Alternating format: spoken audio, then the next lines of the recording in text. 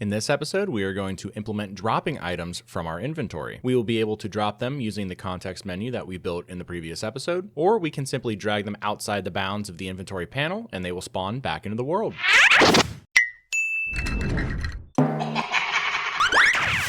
And welcome back to the channel, everybody. So last episode, we added in some options in our context menu to do things. So now we can double click all of our options and they will print something out right now to the console. We could also right click view, right click use, and try to drop all of our items. So for this episode, what we are going to do is we are going to be removing all of our print statements and actually making method calls that do stuff. So let's go ahead and get that started. So once again, almost all of this tutorial is going to be in the inventory controller, which is good. It'll be a little code heavy again, but that's also good. It's time to learn some GD script. So if I come back up to our the top of our inventory controller here, we have our ready, we have our has free slot and pickup item here. We're going to go ahead and create two more functions that are going to help us decide if we can drop stuff, essentially. So if you'll remember from our inventory slot script, we have this can drop data and this drop data. Now, these are built-in methods that we are overwriting because the inventory slot extends from control here. So you'll see here, the only thing we're deciding is essentially is if this is a correct item, right? So if we go to our inventory controller, you'll notice that the inventory controller also extends from control, which means that we have access to these same methods that we had in the inventory slot. So if I come down here and I write func underscore can drop data, you'll see that we get the same options. And we'll talk about what we're going to do with them in 1 second. So essentially what we need to decide is what we are going to do when we right click and drop something. So let me go ahead and run the game. You'll notice here specifically with the keys and the items here that if I pick this up, you'll see that they move. They are kind of physics objects. I mean, they are physics objects, but they do things. And so I think it makes sense that whenever we pick up and then drop this item, it should spawn back into the world. And that's how I feel about all of the objects. The keys will be the same because, once again, the keys are physics objects as well. They will bounce and move.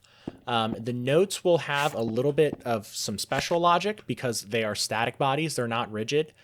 So when they drop, they're just going to be flat on the floor, which is fine.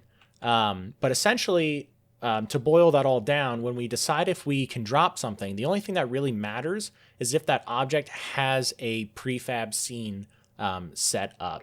So if I go into my item data, you'll remember that we set up the item model prefab, which is a packed scene.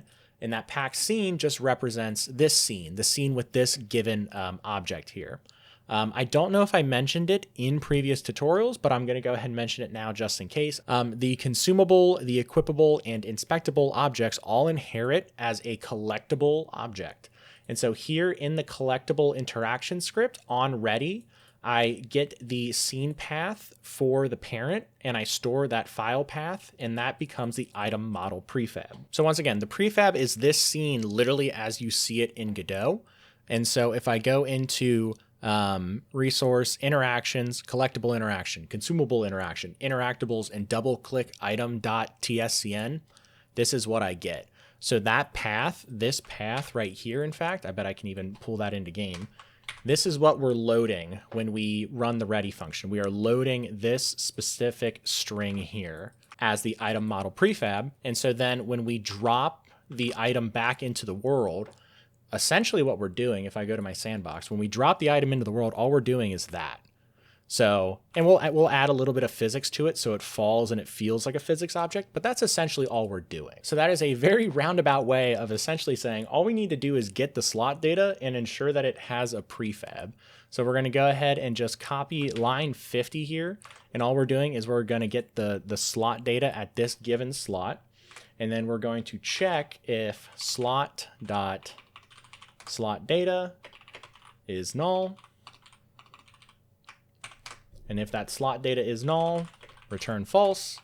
Otherwise, return true. And so we don't have the slot ID, but we do have the data. So we just need to get the inventory slot at a given data. And if we can drop, then go ahead and return true. And then of course, we also need to overwrite the underscore, where are we? The underscore drop data. We are again not going to use the position, so go ahead and put an underscore there. And this, we will do a hashtag, and we'll do call drop code, which is what we are going to do. Where is it? Down here when we drop a thing. And we also need to do our inventory full is equal to not has free slot. So when we drop something out of our inventory, we want to update our inventory full boolean. So I bet you're wondering, why do we have kind of two means of dropping data here? We have this one that we just wrote, and then we would also have it in the context menu.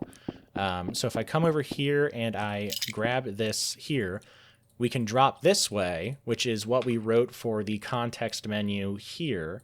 So what is this drop data over here? Well, we're also going to be able to drop data by dragging it outside of the inventory like this. So the only game I can think of off the top of my head is Minecraft. You can chuck things out of your inventory like that. So essentially, we are going to drop the item into the world like that. All right, and now we can go ahead and start coding our actions finally. So we're going to go down here to the bottom of our script. I'm just going to put some comments here and just say like these are our actions, just so they're kind of separated. I think the first action we should do is we should do the use collectible. So I'm going to create a function. This is going to be use collectible. This is going to take in our slot ID, which is an integer, and we're going to return void because we're not going to return any data from this. And of course, you know what to do. We've been around the block 1,000 times at this point. We're going to get the slot where we are trying to use our collectible, and we're going to ensure that we have slot data there. I'm going to hit enter a bunch so that way you guys can see the screen. In fact, I may even zoom in just to make sure as well. And so here, what we're going to do is we are going to get access to the object's item data. So this slot right here, this slot data is our item data. So we need to go here to our item data, and then we need to get our item data's action data, which is here, and that action data will have information for us.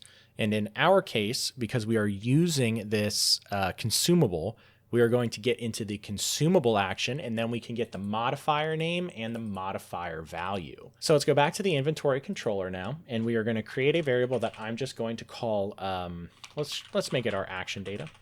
And this is of type action data, and this is equal to our slot data action data, like so.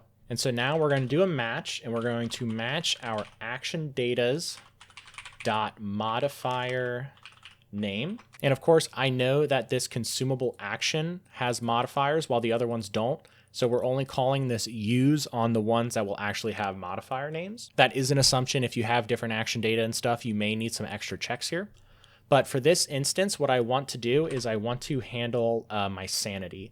The reason I'm going to do sanity is I don't have a way to test with health because I don't have a health system in my game, but I do have a sanity system.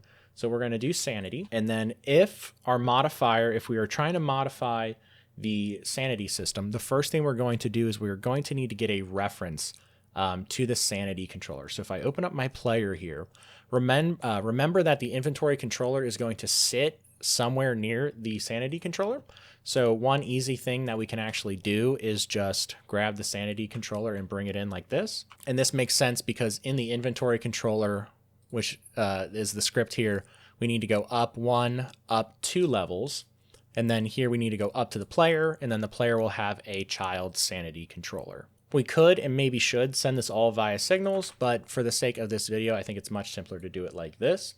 And so in my sanity controller script, if I go ahead and come down, I believe I do have an add sanity here.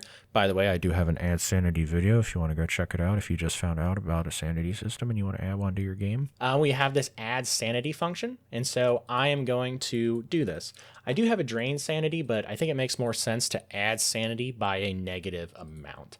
So that's what we're going to do. We are going to call our sanity controller, we are going to add sanity. And by what amount are we going to add sanity? Well, we are going to add sanity by the amount of the modifier value. So if I go to my item and I go to my consumable interaction here, I expand on these, and you'll see this consumable action. My modifier name is sanity, and my modifier value is -100. So what'll happen is we'll call this use collectible when I tried to consume this in my inventory. The modifier name will match sanity, and so it should drain it should add -100 to my sanity, which is inverted, so it will drain it. I know that's confusing, but it makes more sense in my head. So we're going to go ahead and try to test this logic. So we're going to take our use collectible function, and we're going to come back up here to our on context menu, and we're just going to call use collectible, and we are going to call it, if I go ahead and get rid of that, and we are going to call it with our slot ID. So this will only work on the right click of our context menu, but that's fine. If I come over here, you'll notice in the top left, my sanity is sitting at 100. And if I use this object, my sanity went down to 0 and the sanity effect hit my screen. So now we have objects that can actually affect our player. And of course, we also want to be able to double click that object. So let's go ahead and copy this use collectible here and come up here to our on item double clicked function. And where you see print use thing, just change that to use collectible with the slot ID. So if I go over and run here and grab all of these objects, I should be able to double click, and you'll see that's still in there. That's a bug. And I should be able to use the object just like that. All right, so now we just need to finish up that script. If we come down here, so we've just used the object. So the first thing we need to do is we need to say that inventory full is once again needs to be updated to say that it's no longer full. And of course, because those objects did not leave our inventory, we need to say slot.fillSlot, and we can just fill it with null, which is essentially the same as, getting rid of the value, getting rid of the slot data rather. So if I grab my objects and I hit right click use, you'll see that that is now gone. I can double click these objects away as well. And we are now able to use objects in Godot. So now that we can use the objects in our inventory, we also want to be able to drop them. But dropping them is going to be a little bit more complicated than what you're thinking. So the way I've implemented the drop is what it's going to do is it's going to shoot a raycast about maybe a meter in front of the player, and then it's going to go down towards the ground, and it's going to see if you can drop that item there completely unimpeded. So for example, if I were to come up to this wall here and I'm dead facing the wall and I were to drop this item, either the item is going to be dropped through the wall or it's going to be dropped inside the wall and fall forever. So we need some kind of verification that where the player is dropping this item is allowed. Now, you don't have to follow along with this specifically, but I am going to be putting it into this tutorial series, so that way you guys can kind of get a visual of what's going on. So I'm going to install a asset. Once again, you don't need to follow along with this to make this work. This is just for demonstration.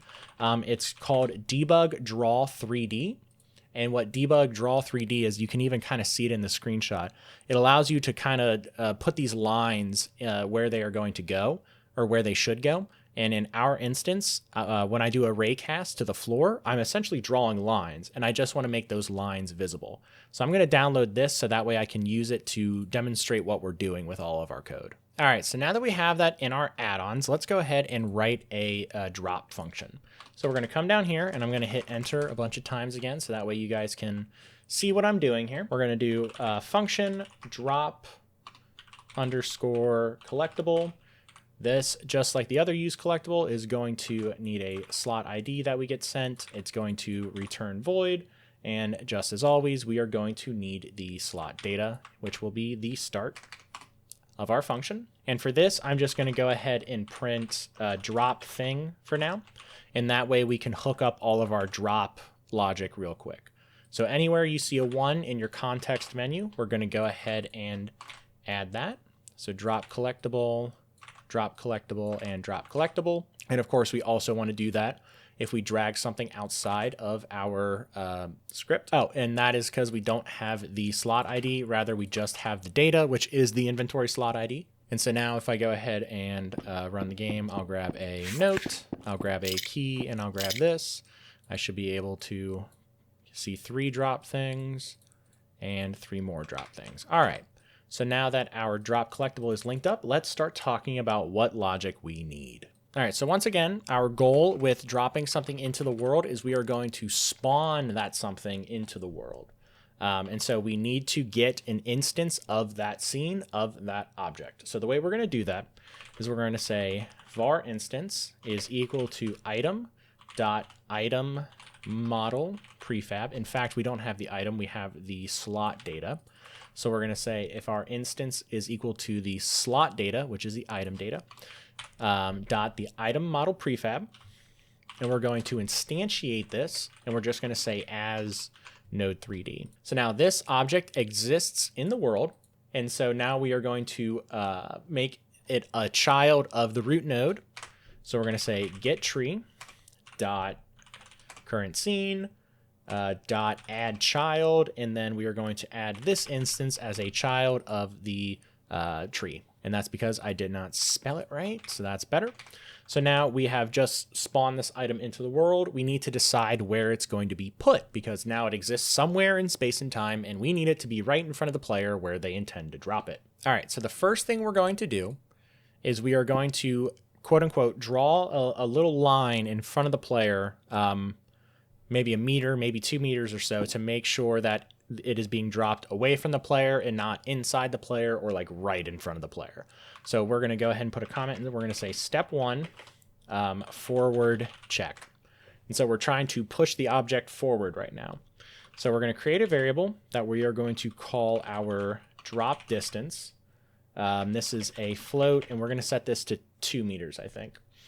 Then we are going to need a vector 3, which is going to be our forward direction. So we need to figure out which way the player is facing. So we're going to say var forward dir, which is a vector 3, and that's going to be equal to minus player underscore camera dot global underscore transform dot basis dot z dot normalized. I know this is a lot. I will explain this step once we are done. Also, we don't have access to the player camera, which is something we are going to need. So once again, similar to the sanity controller, I'm going to go ahead and get a reference, not to the player, rather we want a reference to the player camera, which is this camera 3D here. So I'm going to call this our player camera. Go down here, and we're going to say minus player camera. Yes, that all looks correct. Now we are going to do our target position. So we're going to have a variable, which is our target. We'll just call it target POS. This is also a vector 3. And this is also equal to the player camera, but this is equal to the player camera dot global transform dot origin. So this is equal to right now where the player camera is. So if I go into 3D, this is equal to this right here. Then this is going to be plus our forward direction. So now we've moved 2 meters forward. In fact, our interaction raycast is 2. So we've now moved out to here. And then that is going to be multiplied by our drop distance. In fact, we are also going to want a reference to our hand.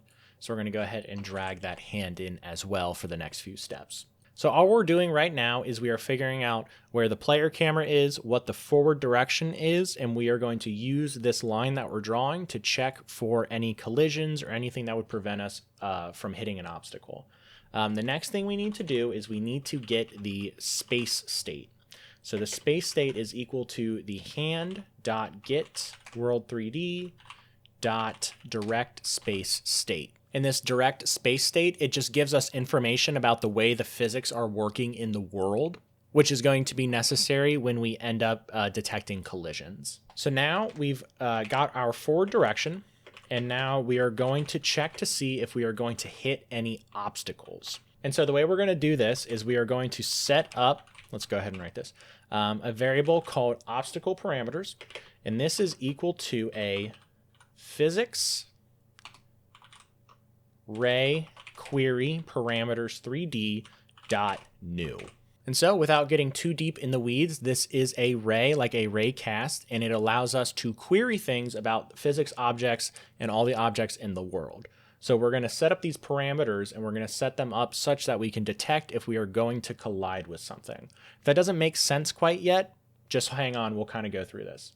So we're going to take our obstacle params and we're going to do dot from, and this is equal to the player camera dot global transform dot origin. Then we're going to do our 2, and our 2 is equal to our target position.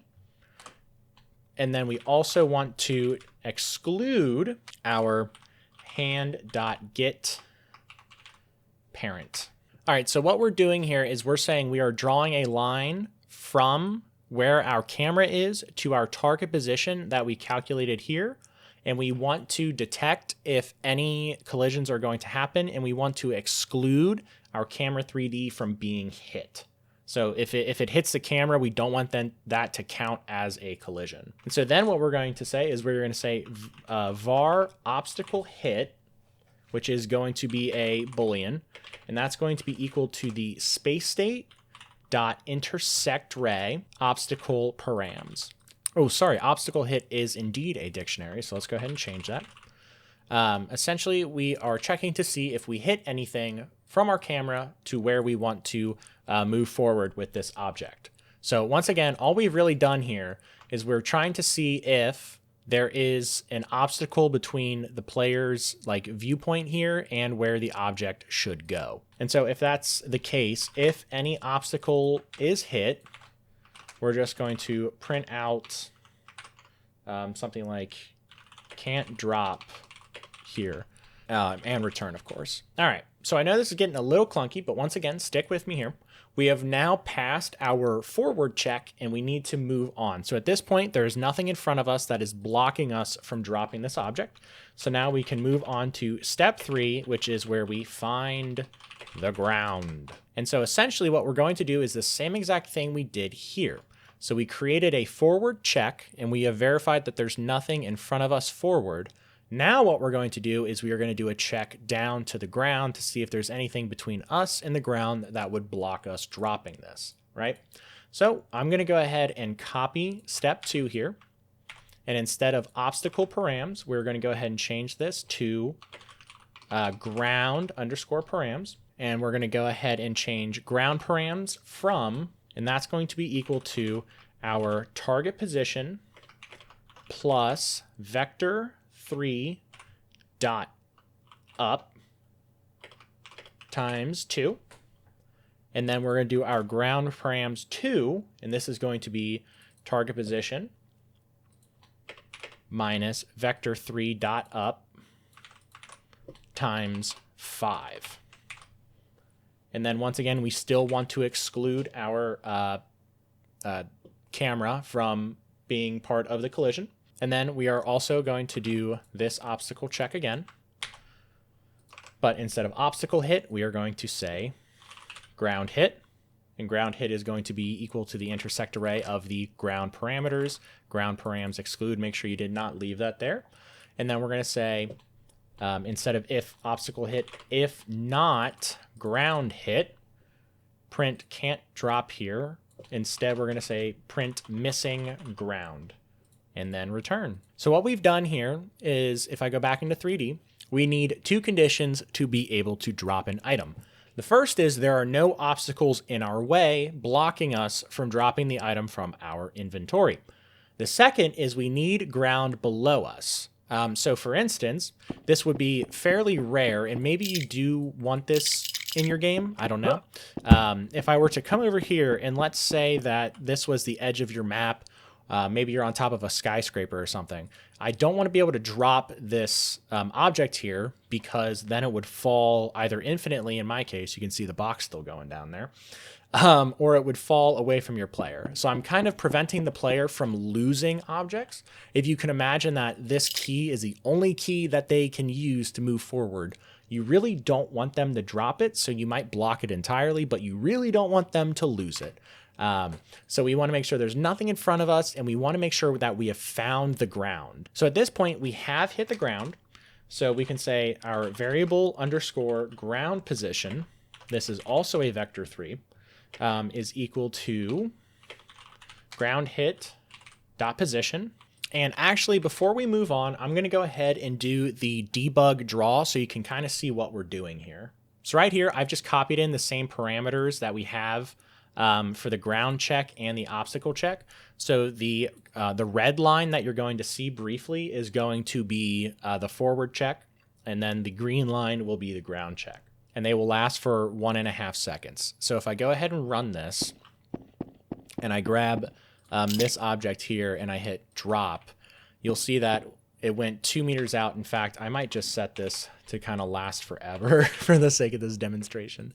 You'll see what'll happen is if I grab this guy and I drop him, I did a 2 meter long check forward to make sure that there's no obstacles there. And then I did a ground check. So I need to find the ground, and it found it there. One thing to note is that if I do this, you'll see that on top of this box, quote unquote, counts as the ground. If you don't want players to set objects on top of things, then you'd have to do an additional check. But in my case, I'm fine with them doing that. So that's essentially what we're doing here with this math, which is why I wanted to download this add-on, and that way you can see the logic for what we're doing. So now what we're going to do is we've calculated where the ground is. I don't want it to just like appear on the ground. I kind of want it to float like a little bit and then clink on the ground. It gives all of your physics objects a little bit more energy and makes them feel a little bit more alive. So I'm going to make these last 5 seconds, and I'll leave them in as we are debugging this. So now we have the ground position where we have hit the ground, and we're going to take that position, do some slight modification to it, and then we are going to spawn the item there. All right, so the first thing I'm going to do is I'm going to create a height buffer. So I'm going to say variable buffer underscore height. This is going to be a float, and I'm going to say 0.2 because I kind of want it to spawn a little bit off the ground. And so now we are going to put the instance in the world. So if our instance is a rigid body 3D, we are going to spawn it. So we're going to say instance, or actually it's already been spawned. Remember, that's one key here. Up here is where we spawn the instance. So now we're just setting its position. So we're going to say our instance dot global transform dot origin is equal to our ground position plus, or I believe it is, yeah, it's plus vector 3 dot up times our buffer height. And that just ensures that we're still in the same ground position. We are just raising the object up a little bit. The other things we need is we need to say instance dot freeze equals false, and we need to say our instance dot gravity scale equals 1.0. These are likely not necessary, but if a rigid body 3D is frozen, that means that physics do not act on it, and that includes gravity. So if there's some bug in Godot where spawning in an instance were to prevent physics from being calculated on it, that would prevent this from falling. So this just ensures that physics are acting on it and gravity is causing it to fall. So this is for our rigid body 3Ds. Our rigid body 3Ds are our keys and our items. The notes are going to be static body 3Ds. And so these ones we don't want to spawn in the air. We just want them to appear at the ground position. So we'll say else. So all of our other objects, we are going to set the position to the ground position. And I'm still going to do plus vector 3 dot up, but I'm going to do times 0.01. And that's because if it's flat on the ground, you'll actually get some Z clipping where the note is like inside the ground and it's fighting the textures to see what will display.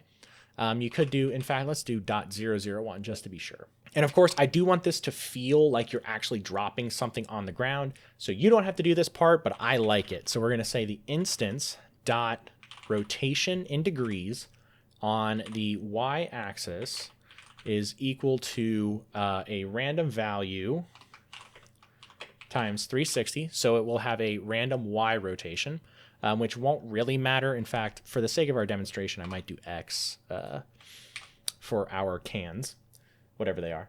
And so then, now that they have officially left our inventory and officially spawned in the world, we need to modify our inventory so that way they are gone. They have been dropped. So we're going to set that to null. And once again, we are going to take our inventory and reestablish that it is no longer completely full, if that were the case. Sorry, it's not slot.slot filled, slot.fill slot. There we go. So let's go ahead and run this and see what happens. So if I start the game, I can go ahead and grab my objects, and I try to drop this guy, and you'll see that he drops. I can look up like this, and he still drops in the same spot. I can drop my key, and then if I grab my note and drop, you'll see that the note spawns in like that. And I don't want the note to have a random rotation. In fact, we can go ahead and change that back to the Y. Let me go ahead and start that again with the note, because the notes need to stay flat to the ground like this. Maybe what I'll do is for the rigid bodies, we'll add a random rotation. Let's do it in the X and the Z. So if we do that, I can run over here, grab my cans, drop them on the ground. So now let's go ahead and check to see if our collisions work. So right here, if I try to drop this object, you'll see it says can't drop here down in the bottom left. And that's because there's a wall in the way. Let's try this wall over here. If I look over here, I can't drop. What if I back up? Can't drop. And there, that allows me to drop. So I'm just on the edge there. And we can always tinker with this. We can change the buffer height here. And go ahead and start this. Come over here, and this should drop way high in the air. There you go, like that. I should be able to throw these out of my inventory like that. Let me give me these guys back here. And we'll just do this quickly. Whoosh, whoosh, whoosh, whoosh. And there we go. We now can throw physics objects outside of our inventory. There is probably a situation where if you make this buffer height like 5 meters or something, the check will fail. Let me go ahead and grab an item here. The check will fail even though it would have dropped like on top of this. I'm just going to kind of expect you not to modify the buffer height so much that it causes a problem like that. But like I said, this is a prototype and a demonstration. Feel free to change this as you see fit and as you need. Just drop these from the ceiling here. This is fun. So goofy. All right, so now that we have all of our items working, in the next episode, we are going to be working on equipping the notes when they're in our inventory, so that way they reappear in our hand like this. So if I click this in, you'll see that there's nothing we can do with the note, so I expect to double click, and that note should reappear like this. So I will see you all in the next one.